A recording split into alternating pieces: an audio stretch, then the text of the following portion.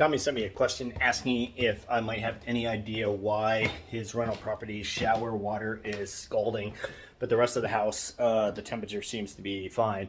So you actually have a couple different temperature ways to regulate your temperature.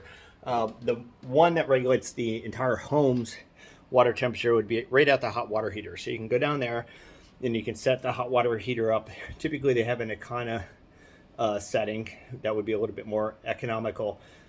And then they have other temperature settings. And I would definitely go through and set all the heat settings in the house to really the maximum heat that you would want. So I assume your kitchen sink, you really want it kind of hot enough to kind of clean something. And if it's any hotter than that at that kitchen sink, then I would definitely dial the hot water heater down. So it's just a dial and should have an adjustment. Just be careful you don't put it too far. You don't want to put the pilot light out, because if you do, it can take a little bit of work to put the pilot lights back on. But each faucet has a diverter, and the diverter actually has regulators. So you can actually, per each faucet, you can actually regulate the temperature. It's something a homeowner could do, especially if you were to use the internet to help you.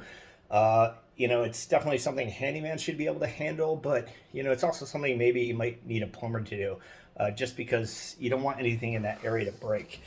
So if you trust your handyman, I would go ahead and do that. If you trust yourself, never force anything, because you don't want to break that diverter.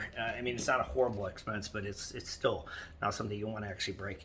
But it's very simple. The cap just comes off the diverter, and you're going to need the internet for that. I don't think it actually is marked in any way, but you basically have a mechanism that you actually pull it off after the cap's off. You pull it out, and you can kind of set it to a lower temperature, and then or set it to a higher temperature, whichever one is actually needed. But yeah, definitely with a shower for safety.